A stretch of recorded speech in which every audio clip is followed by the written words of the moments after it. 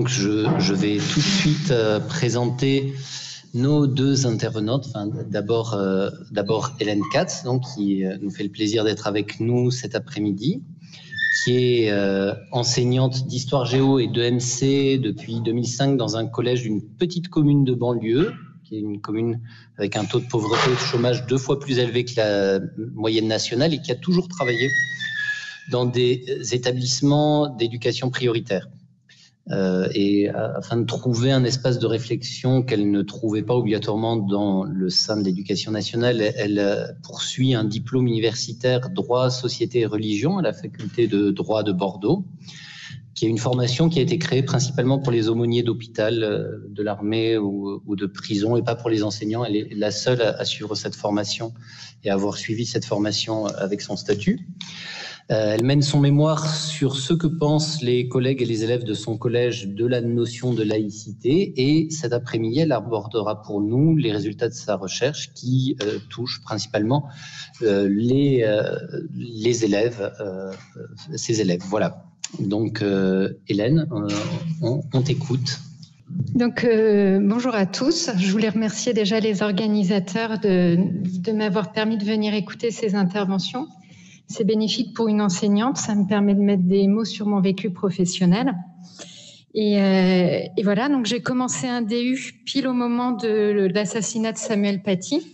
C'était le moment où les enseignants devaient préparer l'hommage. Le désarroi des collègues était très grand et aucun espace de discussion n'était prévu. Il n'y avait pas non plus d'organisation commune. J'avais beaucoup de mes collègues qui ne se sentaient pas légitimes pour expliquer le contexte de cet assassinat. Plusieurs collègues qui avaient peur de faire des impairs et de créer des situations qu'ils ne maîtriseraient plus. Et puis l'appréhension dans mon établissement était d'autant plus grande que la rectrice et la préfète, avec toute une cohorte de médias, venaient dans notre établissement. Pour ma part, moi, j'étais assez en colère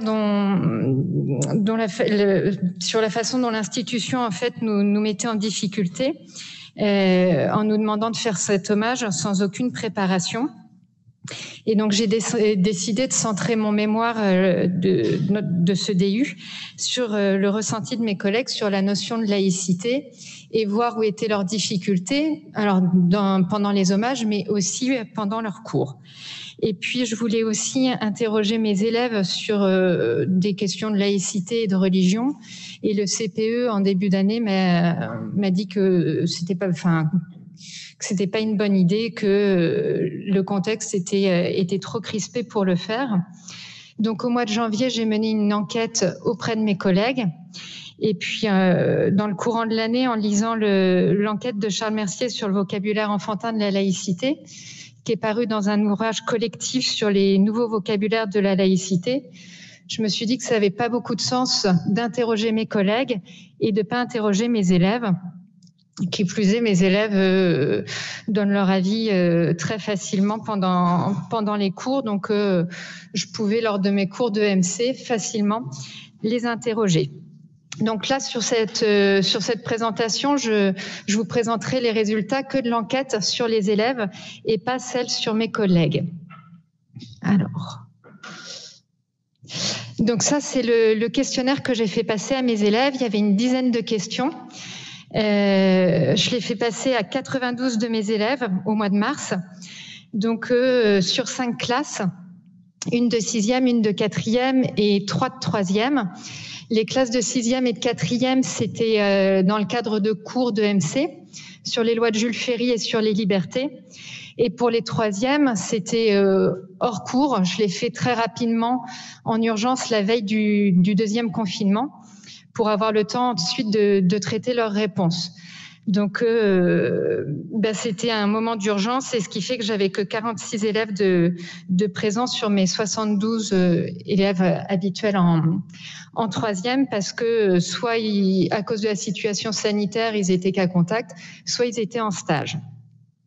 Donc, ça fait 92 élèves. Le questionnaire était anonyme pour qu'ils soient le plus à l'aise possible pour répondre, sachant qu'il y avait quand même un biais. Je suis leur professeur de MC, donc Voilà, ça peut influencer. Et pour tous les niveaux, c'était le même questionnaire pour que je puisse voir s'il y avait des tendances qui se dégageaient selon l'âge. La seule consigne que je leur ai donnée, c'est d'expliciter leur cheminement de pensée. Et j'ai aussi explicité l'expression « selon toi, as-tu le droit ?» pour qu'ils se placent bien d'un point de vue légal et ce qu'ils pensent que la législation autorise ou n'autorise pas. Voilà, ils avaient une vingtaine de minutes pour y répondre et ensuite le reste du cours, on a discuté de leurs réponses. Ces 40 minutes en général, enfin ça a très bien marché, les élèves étaient hyper attentifs et très heureux de témoigner de leur vécu. Alors, la première question, c'était pour toi, qu'est-ce que la laïcité? Alors, sur cette question, c'est là où j'ai eu le plus de non-réponses. 50% en 6e, en 4e et dans la classe de 3e avec le niveau le plus faible. Donc, 50% de ces élèves qui n'ont pas écrit un mot, qui ont laissé la case complètement blanche, alors que c'est une notion que j'avais étudiée 5 mois auparavant. Pour ceux qui ont répondu, on voit que, alors pour ceux qui ont répondu, c'est très très rare ceux qui ont été capables de marquer la définition qu'on avait vue en début d'année. C'est même pas un élève par classe. Et sinon, on voit que dans leurs réponses, ils associent ça pour les 6e et 4e à 50%, la laïcité est associée à une liberté ou alors à une interdiction. Et ce pourcentage d'élèves qui associent la laïcité à une liberté augmente à 70% avec les élèves de 3e. Et ceux qui associent la laïcité à une interdiction, on voit qu'il y a un glissement sur la notion de laïcité qui vont plutôt associer à la loi de 2004 avec l'idée que la laïcité, c'est ne pas montrer sa religion. Hop, non, c'est pas comme ça. Voilà. Alors les questions 4 et 6, là c'était pour moi l'occasion de voir s'ils avaient compris ce que c'était qu'une école laïque. Alors à la question 4, il n'y a pas grand-chose qui est ressorti. Ils sont entre 50 et 75% des élèves à dire que les professeurs n'ont pas le droit de parler de leur religion sans qu'il y ait de distinction selon l'âge. Par contre, à la question « est-ce que les professeurs ont le droit de porter des signes religieux ?», on voit que plus les élèves sont grands, plus ils pensent que les enseignants peuvent porter des signes religieux. En fait, quand on lit leurs réponses, on voit que pour les 4e et les 3e, il y a eu un glissement et c'est pas qu'ils pensent que les profs ont le droit. Et ce qu'ils disent, c'est en fait, moi, ça ne me dérangerait pas que les enseignants portent des signes religieux. Donc, ils ont un petit peu modifié mon intitulé. Je regarde si j'ai rien oublié. Hop là. Ah oui. Et ce qui m'a interpellée là sur ces réponses, c'est que selon toi, les professeurs ont-ils le droit de porter des signes religieux ? Là aussi, je crois que j'ai que 5 élèves sur les 92 qui m'ont dit non, les professeurs ne peuvent pas porter de signes religieux parce que on est dans un établissement laïque. En fait, 30% de leur justification, j'en ai mis quelques-unes ici. Leur justification, c'est non, je vois pas pourquoi un enseignant pourrait porter des signes religieux alors que nous, on n'a pas le droit. Et il y en a qui le disent de façon très véhémente. T'es comme tout le monde au collège, t'es comme les élèves, t'as pas le droit de te sentir supérieur aux élèves. C'est pas que c'est des adultes qui ont le droit de faire ce que des enfants n'ont pas le droit. Donc on voit que là, il y a une notion de justice qui est hyper importante pour eux.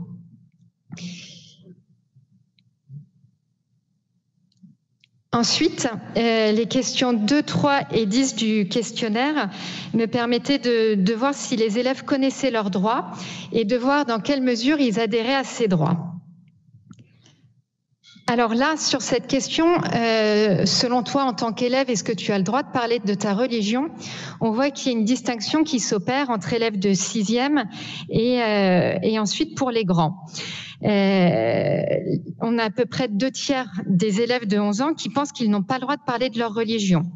Un élève précise même que c'est écrit dans le règlement qu'on n'a pas le droit de parler de sa religion, ce qui est complètement faux. Donc on voit que les élèves de 6e, en grande majorité, méconnaissent leur droit d'expression. Si on fait une moyenne pour les élèves de 4e, 3e, là, on est autour de 26% des élèves qui pensent qu'on n'a pas le droit de parler de leur religion. Et donc, le taux baisse.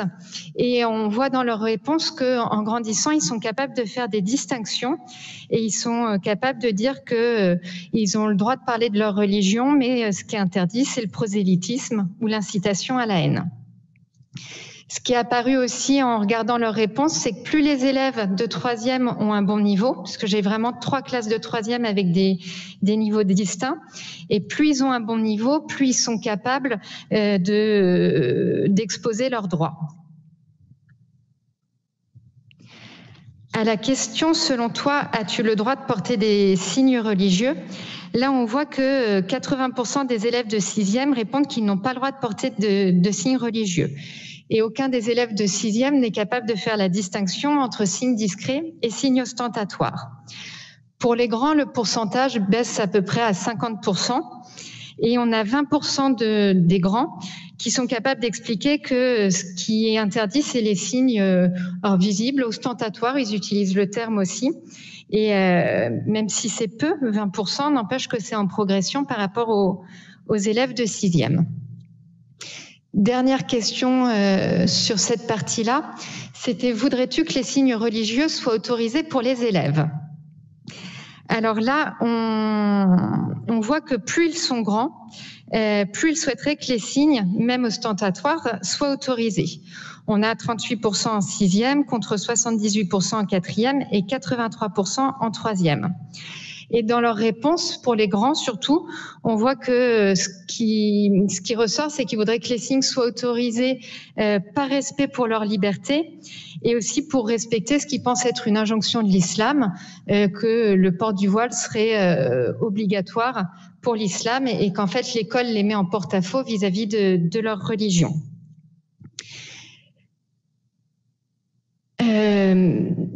Chez les grands, ça c'est des réponses de 4e, 3e, on voit que beaucoup d'élèves ne comprennent pas cette loi et qui sont pas dupes en fait, qui comprennent bien que cette loi en fait, elle est faite contre le voile. Et ils interrogent, ils disent: je sais pas pourquoi le voile dérange beaucoup de personnes. Il y en a une qui dit: mais en réalité, on sait bien qu'il n'y a que le voile qui est vraiment visé par la loi. Donc ils comprennent pas forcément pourquoi on s'en prend au voile. Et puis certains aussi dénoncent un système qui est hypocrite en disant: c'est facile pour les chrétiens de cacher leur croix, alors que le voile, on peut pas le cacher. Donc il y a injustice dans cette loi. Après, j'ai aussi demandé aux élèves: penses-tu que la laïcité évite les conflits ? Alors ma question est téléguidée, j'en ai conscience, mais au début j'avais écrit que penses-tu de la laïcité ? Et c'était trop vague, ils savaient pas quoi répondre. Donc j'ai reformulé avec est-ce que tu penses que ça évite les conflits ? Alors là, si je reprends, on a vu que en grande majorité, les élèves de 4e et de 3e souhaiteraient que les signes religieux soient autorisés. Et quand on regarde, est-ce que vous pensez que la laïcité évite les conflits ? On voit qu'on est à peu près 75% pour tous les niveaux d'élèves qui pensent que la laïcité, elle évite les conflits et ils soutiennent cette laïcité. Alors, dans leurs explications, ce qui ressort aussi, c'est qu'ils récitent vraiment le discours ambiant, un discours que je reconnais, que moi-même je relais en fait dans mes cours. Et en fait, tout le long des questionnaires, ils disent moi, ça me dérangerait pas, mais si ça doit éviter les conflits, autant que tout le monde reste neutre et qu'on ne montre rien. Alors, j'ai même pas pu réussir à relever le nombre d'occurrences. Ça revient vraiment comme un mantra: éviter les conflits, éviter les conflits. Et chez les 4e, 3e, c'est très vague. Ils savent pas ce que seraient ces conflits. Ou alors, c'est des exemples que moi j'ai pu prendre dans mes cours. Mais il n'y a rien de concret. Et ça m'a interpellée parce que quand un élève dit: personnellement, moi je ne serais pas contre, mais s'il doit y avoir du racisme, je préfère que que le système reste tel qu'il est. C'est intéressant parce que je me suis demandé si les élèves faisaient la différence entre le bien commun et leur intérêt personnel. Ce qui a attiré mon attention, c'est les réponses des élèves à cette question. Là, on voit que chez les sixièmes, le sentiment de peur est beaucoup plus personnalisé. Et dans la reprise du questionnaire, plusieurs élèves de sixième ont parlé d'islamophobie. Et ils ont aussi dit qu'ils avaient peur que des professeurs soient assassinés, ils avaient peur que des personnes rentrent dans le collège et puissent assassiner des chrétiens, ils avaient peur que des professeurs ne veulent pas faire cours à des musulmans, ils avaient peur que des Corans soient vandalisés au CDI. Et quand on a repris ça en cours, tous les exemples qu'ils m'ont donnés, c'était des exemples qui venaient des médias ou des réseaux sociaux. Et quand je leur ai dit, bon, bah, ça va, parce qu'en fait, vous, dans votre entourage, personne ne subit de discrimination, ils m'ont dit, bah non, c'est vrai. Pour autant, ça les a pas du tout rassurés et j'ai pas réussi à déconstruire du tout cette peur. En quatrième et troisième, voilà, cette peur n'apparaît pas. Donc voilà, je vous ai pas présenté toutes les questions du questionnaire, j'ai pas du tout le temps. Je vais juste prendre le temps de comparer mon enquête. Alors, de comparer mon enquête avec les résultats de l'enquête menée par Charles Mercier et avec celle du sondage IFOP pour la LICRA de mars 2021. Donc l'enquête de Charles Mercier, qui est parue l'année dernière, a été faite auprès de 160 élèves de CM1, CM2, et elle a été faite par l'intermédiaire des enseignants. Et on peut relever trois points communs. Les élèves du collège, comme les CM1, CM2, sont beaucoup plus à l'aise pour parler de religion. Ça fait partie du quotidien de beaucoup d'entre eux, donc c'est facile de répondre. Alors que les questions sur la laïcité, c'est les interroger sur un concept politique qui reste abstrait pour eux. Ce que j'ai remarqué aussi, c'est qu'au collège et à l'école élémentaire, c'est les mêmes mots qui étaient utilisés pour expliciter la laïcité, éviter les conflits. Et c'est vraiment tout le vocabulaire qui est lié au vivre ensemble que transmet le système scolaire, avec des termes, ne pas se moquer, être tolérant, accepter les différences.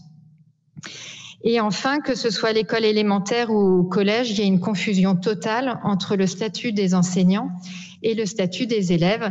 Et ils n'ont pas conscience de ce que sont les droits et les devoirs de chacun. Sur les différences, Charles Mercier, lui, a repéré que pour les élèves de CM1 et CM2, la laïcité était surtout un dispositif qui, pour les élèves, générait des interdictions. Alors, ce qu'on a vu, c'est que pour les élèves de troisième, on avait 70% des élèves qui l'associaient plutôt à des libertés. J'ai vu aussi que mes quatrième et troisième sont capables, c'est normal, ils sont plus grands, d'affiner les choses et de parler de signes ostentatoires, signes discrets, ce que ne sont pas capables de faire les sixièmes, comme la majorité d'élèves de l'école élémentaire. Enfin, si les élèves portent une appréciation assez positive sur la laïcité à l'école élémentaire, Charles Mercier dit que c'est 90% des élèves qui ont une vision positive, en disant que ces élèves savent que c'est un mot-clé, qu'ils ne veulent pas faire d'impair vis-à-vis des adultes. Les collégiens, eux, sont plus à l'aise pour critiquer et pour interroger le système, avec des réponses où on a des élèves qui ont bien conscience que la laïcité, ça crée une tension entre égalité et liberté. Donc voilà, ils ont un sens critique qui est plus développé. Et donc en fait, moi, mon enquête est entre l'école élémentaire et le lycée.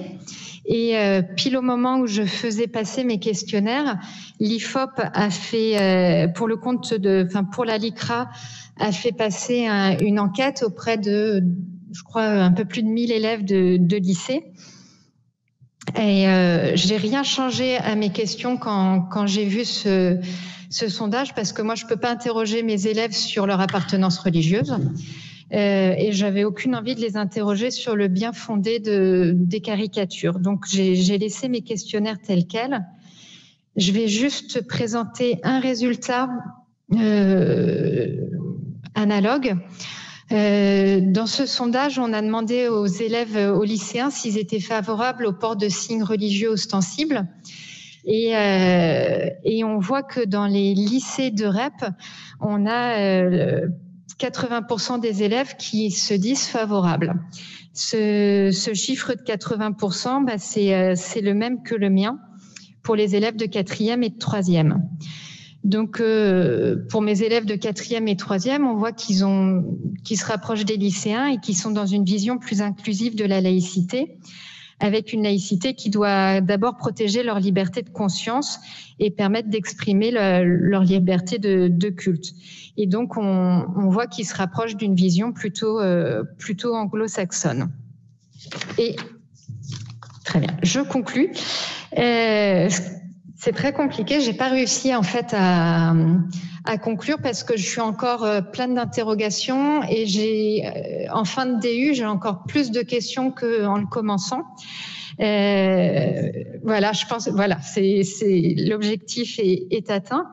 Dans ma pratique, ce qui est clair, c'est qu'il faut que je reconstruise mes cours pour faire apparaître, pour que les élèves fassent vraiment une distinction entre les élèves et les enseignants, pour qu'ils sachent qu'ils ont un droit d'expression. Là, pour leur construction de citoyens, c'est vraiment important qu'ils sachent qu'ils ont le droit de parler et qu'ils ont le droit de parler de leur religion.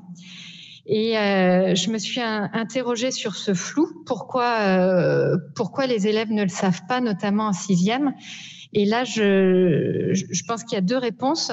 Les enseignants entretiennent ce flou. Quand j'ai un peu interrogé mes collègues, j'ai senti qu'ils n'avaient pas envie de savoir que les élèves pouvaient parler de religion parce que ça pourrait être générateur d'autres problèmes que les incivilités qui nous occupent au quotidien. Et je pense que ce flou est aussi entretenu par les familles qui, depuis les attentats de 2015, ont passé comme consigne à leurs enfants de se taire et de faire profil bas en matière de religion. Et moi, je vois vraiment depuis quelques années, je vois les élèves qui bouillonnent, mais ils interviennent plus sur des choses qui d'habitude les faisaient réagir. Et quand un élève a le malheur de dire « Ah oui, mais madame, moi dans ma religion », tous les élèves surréagissent, lui disent chut, comme s'il se passait quelque chose de très grave. Et on peut insulter des élèves en classe, ça va les faire moins réagir que de dire oui, moi dans ma religion. Donc on a créé vraiment, la religion maintenant est devenue tabou. Et ça, il faut que j'arrive à le déconstruire. Et j'ai aussi essayé avec ma documentaliste de créer une petite section dans le CDI parce que les élèves sont très demandeurs de livres sur la religion, donc d'essayer de dépoussiérer un petit peu ce qu'on a au collège pour eux. Et puis, je m'arrêterai là. Merci Hélène. C'était très intéressant et je trouve que l'expression des élèves, le fait de restituer l'expression des élèves sur ces questions-là est quelque chose de tout à fait éclairant. Voilà. Alors, on peut se prendre un temps pour quelques questions, s'il y en a dans la salle ou sur Zoom.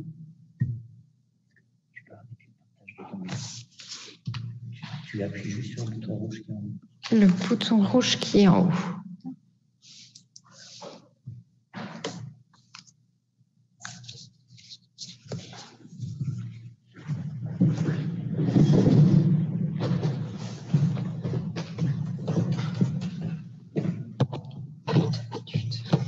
Je me dévoue pour prendre la parole, comme ces élèves qui bouent, qui veulent s'exprimer, qui ont peur de le faire.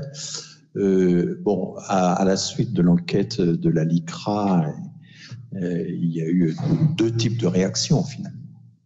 il y a eu des réactions majoritaires complètement effarées, disant, vous vous rendez compte, c'est l'échec de 30 ans d'enseignement de la laïcité à l'école, c'est effrayant, c'est l'aboutissement de toute une propagande, du laxisme de l'institution, etc. Enfin, c'est quand même ça les réactions dominantes. Je me souviens qu'à l'issue d'une émission de télévision, comme ça, j'improvise une discussion avec Laura Adler, qui me dit, c'est effrayant cette enquête, vous avez vu, enfin voilà. Et puis, il y a une deuxième interprétation tout à fait différente, consistant à dire les élèves ont une habitude quotidienne de la diversité et qui les a rendus beaucoup plus tolérants que les générations précédentes. Et donc, du coup, nous avons à apprendre d'eux une idée de la laïcité plus inclusive, quoi. C'est deux interprétations totalement différentes à partir des mêmes chiffres. Alors, j'observe que le responsable de l'Institut de sondage qui a fait ça pour la LICRA, j'ai oublié de quel institut il s'agissait, mais enfin, on trouve le texte complet c'est l'IFOP, c'est ça. Sur le site de l'IFOP, il a fait un long commentaire qui est totalement un commentaire de type LICRA et totalement, oui, c'est ça, qui est totalement du premier type, de ce que j'ai. Mais je pense qu'en réalité, les chiffres qu'il donne ne permettent pas de déduire intrinsèquement une interprétation plutôt que l'autre. Ça, c'est vraiment clair. Et seule l'expérience qu'ont les enseignants, l'expérience directe des rapports avec les élèves, permet vraiment de trancher. En tout cas, il y a la notion du respect mutuelle qui est très importante, et le paradoxe, c'est que cette notion de respect mutuel, elle est inscrite dans le programme de l'enseignement moral et civique.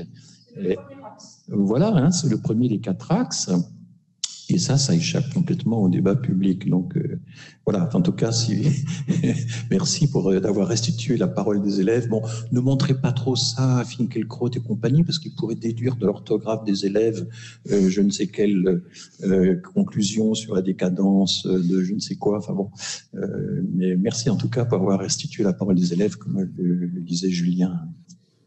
Alors, il y a une question de Catherine sur le Zoom, et après je donne la parole à Fabrice. Oui, rebonjour. Donc, merci beaucoup pour cette intervention. Je pense qu'il est vraiment extrêmement important d'insister sur cette affaire de liberté d'expression des élèves. C'est quelque chose qui n'est pas du tout mis en avant actuellement, et je pense que dans le vade-mecum de la laïcité, par exemple, qui a été distribué aux enseignants, qui est rédigé par le ministère actuel, rien ou presque n'est dit sur cette liberté d'expression. Et il y a un document aussi très intéressant qui s'appelle « La laïcité à l'usage des parents d'élèves », qui a été produit par la Ligue de l'enseignement et la FCPE. Et en fait, moi j'ai étudié un petit peu de près ce document. C'est un document qui fait une confusion vraiment entre la question des adultes. Déjà, les adultes, il y a les parents et les enseignants, ils n'ont pas les mêmes droits, pas les mêmes devoirs. Et puis les élèves et les enseignants.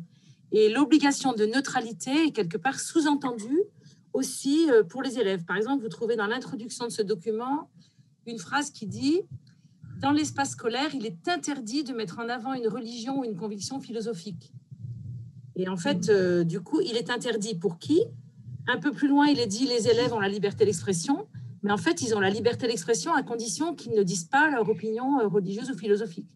Et à aucun moment dans ce document, qui pourtant est fait pour expliquer les choses clairement aux parents d'élèves, on ne dit clairement que les seuls qui ont l'obligation de neutralité, ce sont les fonctionnaires de l'État. Et vraiment, je pense que la confusion est totalement entretenue.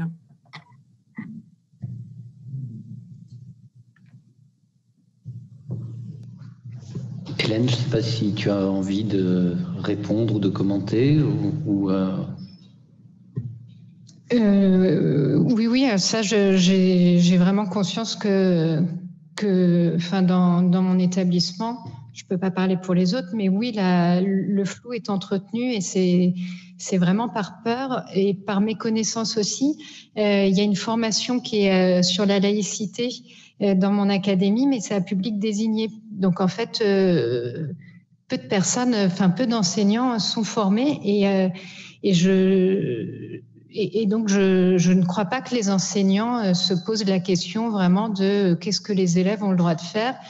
Et c'est ce que je disais aussi, quand j'ai commencé à leur dire qu'ils avaient des droits, j'ai senti qu'ils bottaient un petit peu en touche, et qu'on n'a pas envie de reconnaître ce droit aux élèves. Ça, c'est effectivement. Et pour les élèves, c'est vraiment hypocrite parce qu'ils le disent, voilés et non voilés sont amis, et ils ne voient pas où est le danger. Et de toute façon, les élèves de mon établissement qui se voilent, elles le mettent dès qu'elles sortent du collège, donc tout le monde sait qu'elles sont voilées. Donc voilà, c'est vraiment une grande incompréhension pour eux, cette loi de 2004. Fabrice. Merci. Moi, je serais intéressé par une lecture un peu intersectionnelle des résultats que tu as. Non, mais c'est des grands mots pour moi. Ah oui, je vais y venir. Mais tu présentais, alors tu l'as peut-être expliqué et j'ai pas entendu, mais dans ce cas-là, mes excuses. Tu présentais pour les troisièmes la question du niveau, du rapport au niveau, en distinguant les niveaux scolaires des troisièmes. C'est pas apparu sur les sixièmes, quatrièmes, sur les autres classes. Et du coup, ma question, c'est-à-dire que quand tu mets en regard à la fois tes résultats, mais aussi le sondage de la LICRA, etc., pour moi, c'est très significatif. C'est-à-dire, ces questions-là sont très liées au rapport de pouvoir dans l'école et à la hiérarchie scolaire entre les élèves, très liées aux questions de classe sociale, très liées aussi, on voit dans la LICRA aussi au rapport de genre, avec la focalisation sur le voile.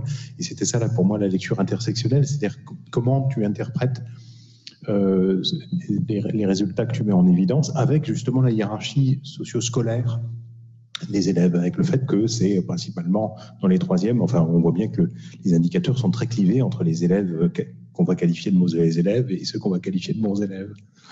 Alors pour les sixièmes et quatrièmes, je ne pouvais pas faire de comparaison, j'ai qu'une classe de sixième et qu'une classe de quatrième. Et donc j'ai 3 classes de troisième et je ne sais pas quoi te répondre. Ce que je peux dire, c'est que les classes avec un faible niveau, c'est les élèves qui sont le plus mal dans leur peau et c'est ceux qui, effectivement, méconnaissent le plus leurs droits. Ça, voilà, ça apparaît clairement et je le vois quand ils parlent. Et je ne sais pas quelle est ta question. Oui, c'était ça. C'était sur le lien, tu vois, entre les questions qui sont liées à la place dans l'ordre de la hiérarchie scolaire, avec la religion, avec la classe sociale, avec le... Et complètement. Et ces élèves qui se sentent le moins bien dans le collège et qui, pour reprendre ce qu'on a vu ce matin, sont le plus exclus de cours. J'ai une classe de troisième qui est brillantissime et ils sont très, très à l'aise. Et effectivement, ils connaissent très bien leurs droits et donc bien mieux dans leur peau. Ça... D'où la question de vraiment d'essayer de faire avec la documentaliste tout un travail sur la laïcité et de leur permettre d'accéder un petit peu à des documents faciles sur leurs droits et sur les religions aussi.